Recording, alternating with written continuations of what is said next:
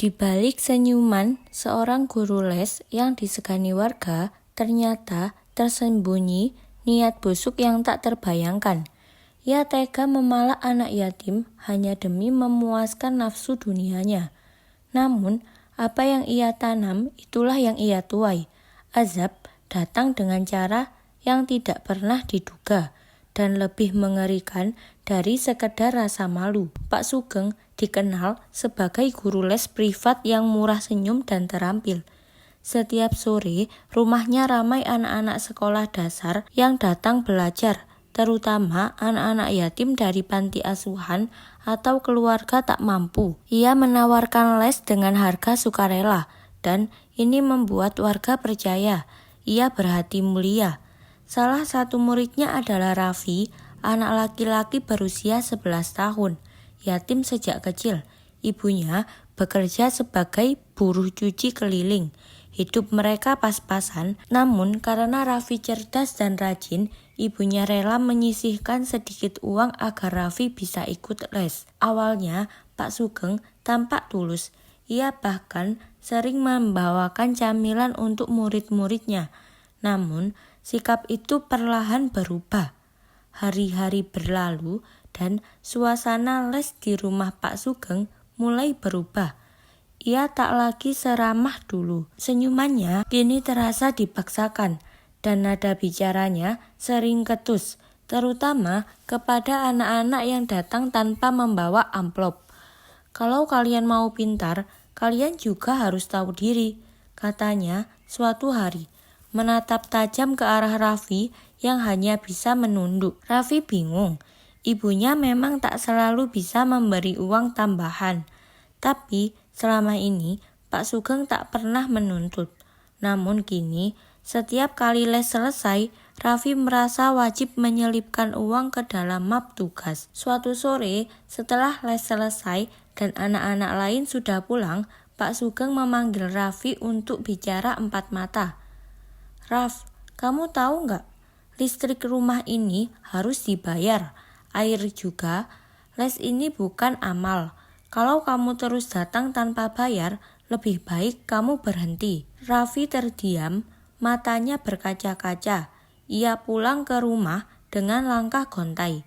Ibunya yang melihat langsung cemas. "Kenapa nak? Kamu sakit?"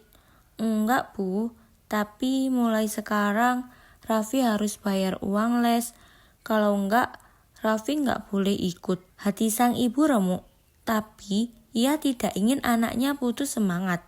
Besoknya, ia meminjam uang pada tetangga agar bisa memberikan sedikit untuk Raffi bawa. Setiap minggu, Pak Sugeng makin menekan Raffi. Ia mulai minta nominal yang lebih besar.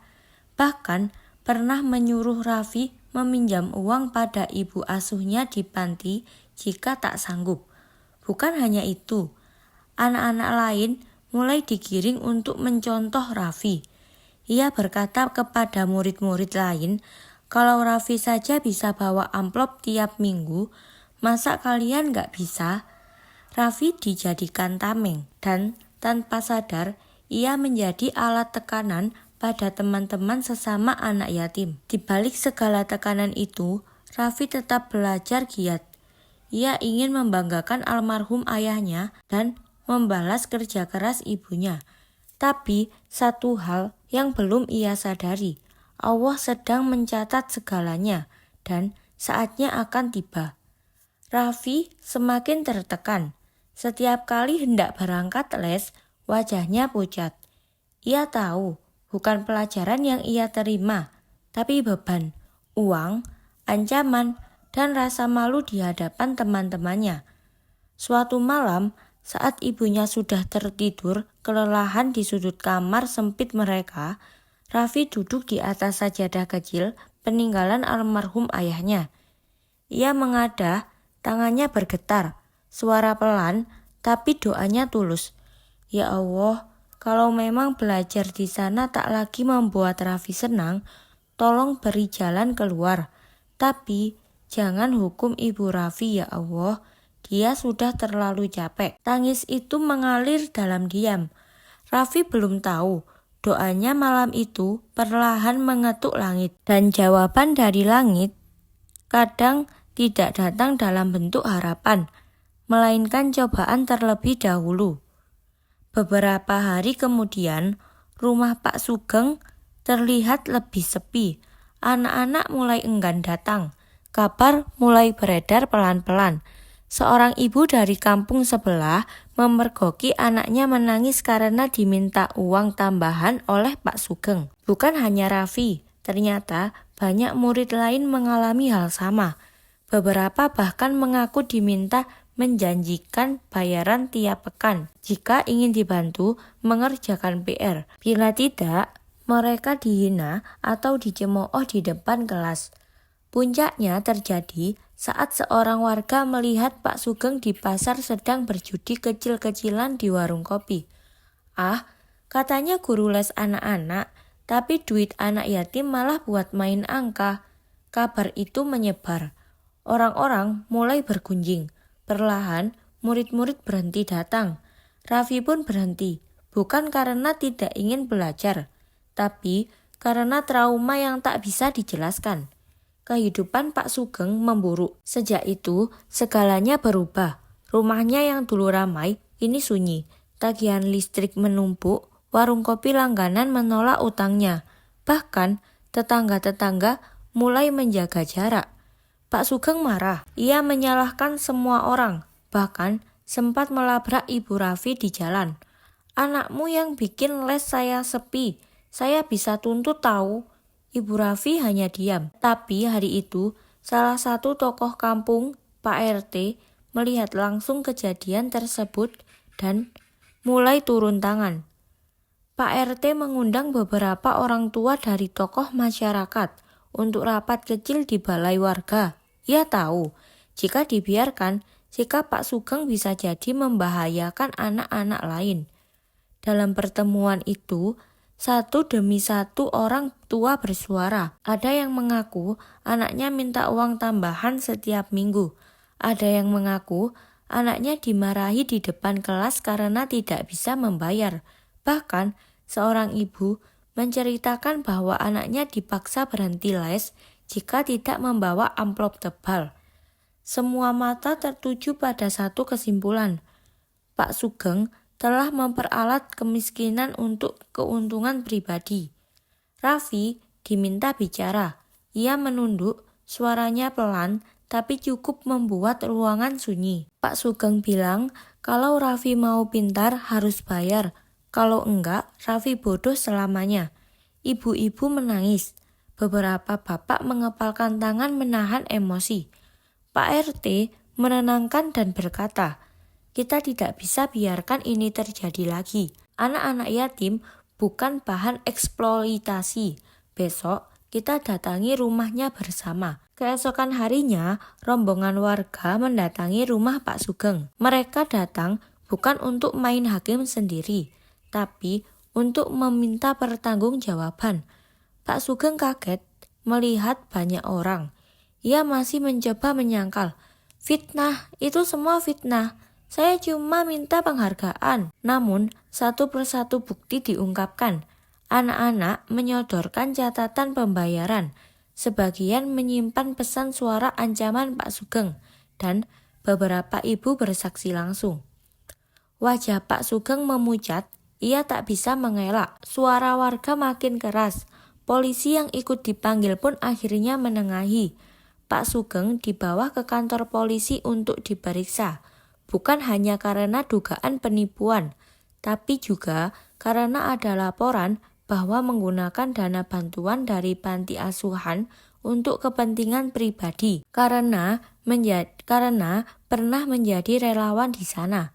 Setelah penyelidikan, terbukti bahwa Pak Sugeng selama ini memeras dan menipu anak-anak yatim. Ia dijatuhi hukuman pidana ringan, tapi lebih dari itu, hukuman sosial dan mental yang ia terima jauh lebih berat. Kesehatan mulai menurun, ia hidup sebatang kara karena anak dan istrinya memilih menjauh. Rumahnya dijual murah untuk membayar denda dan utang. Ia harus berpindah ke desa lain sebagai orang asing yang penuh rasa malu. Sementara itu, setelah Pak Sugeng diproses hukum dan tidak lagi menjadi guru les, suasana kampung mulai membaik. Anak-anak tak lagi takut untuk belajar, dan para orang tua mulai lebih aktif mengawasi perkembangan pendidikan anak-anak mereka. Pak RT bersama beberapa warga kemudian berinisiatif membentuk rumah belajar gratis di balai warga. Mereka mengajak relawan yang tulus termasuk mahasiswa, pensiunan guru, dan tokoh agama setempat. Dan Raffi menjadi simbol perubahan. Ia tetap rajin belajar dan kini tak lagi membawa rasa takut setiap kali membuka buku. Bahkan suatu hari ia diminta menjadi kakak pembimbing bagi adik-adik kecil yang baru bergabung di rumah belajar. Raffi, sekarang kamu yang ngajarin adik-adik ya, kamu sudah melewati masa sulit. Dan itu artinya kamu kuat. Ibunya bangga, senyumnya kembali merekah. Air matanya tak lagi karena sedih, melainkan karena haru anaknya tumbuh dengan hati yang tetap bersih, meski pernah diinjak berkali-kali. Sementara itu, Pak Sugeng hidup dalam keterasingan di kampung baru. Ia mencoba kembali mengajar, tapi reputasinya telah hancur. Beberapa kali mencoba membuka les privat, namun selalu gagal karena kabar masa lalunya menyebar lebih cepat dari niat baiknya. Jika memang ada, kesehatannya memburuk. Ia mengidap stroke ringan dan lumpuh separuh tubuh. Di akhir masa hidupnya, ia hanya ditemani seorang tetangga tua yang kadang iba memberinya makan. Dan di sanalah ia sering menangis sendirian. Bukan karena sakit di tubuh, tapi karena penyesalan yang tak bisa diperbaiki. Kisah ini adalah pengingat bahwa ilmu bukanlah alat untuk memeras, apalagi terkadang mereka yang telah kehilangan segalanya. Seperti anak yatim, apa yang kita tanam, itulah yang kita tuai. Dan doa yang tulus dari hati yang teraniaya bisa lebih tajam dari pisau keadilan. Hari-hari terus berlalu, namun kisah tentang azab guru les yang memalak murid yatim tetap diingat warga kampung sebagai pelajaran penting. Bukan hanya tentang keadilan, tapi tentang bagaimana kekuasaan kecil yang disalahgunakan bisa membawa kehancuran besar. Raffi tumbuh menjadi anak yang kuat dan cerdas, berkat bantuan para relawan dan perhatian warga. Ia berhasil meraih beasiswa ke sekolah unggulan. Ia sering bercerita pada teman-teman barunya tentang masa kecil yang pahit, bukan untuk menyimpan dendam, tapi untuk menebarkan hikmah. Kadang orang dewasa bisa lupa bahwa anak kecil juga punya hati dan harga diri.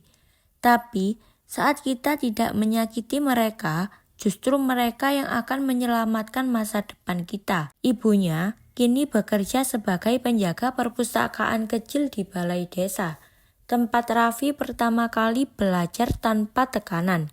Rumah mereka masih sederhana, tapi selalu hangat oleh cinta dan doa. Jangan pernah mempermainkan kepercayaan, terutama dari mereka yang lemah dan tidak berdaya. Memeras anak yatim bukan hanya perbuatan hina, tapi juga akan mengundang murka Tuhan. Doa anak yatim yang teraniaya akan menembus langit, lebih cepat dari kecepatan hukum manusia. Ilmu seharusnya menjadi cahaya, bukan alat untuk menindas. Setiap kebaikan akan kembali pada pelakunya. Begitu pula setiap kejahatan. Jika kisah ini membuatmu terenyuh, jangan lupa tekan tombol like dan subscribe agar kami bisa terus menghadirkan kisah-kisah penuh hikmah seperti ini. Dan ingat, jadilah manusia yang memperjuangkan keadilan, bukan yang menginjak-injak mereka yang lemah. Bagikan video ini kepada sahabat dan keluarga, agar lebih banyak orang tahu bahwa doa anak yatim tak pernah sia-sia.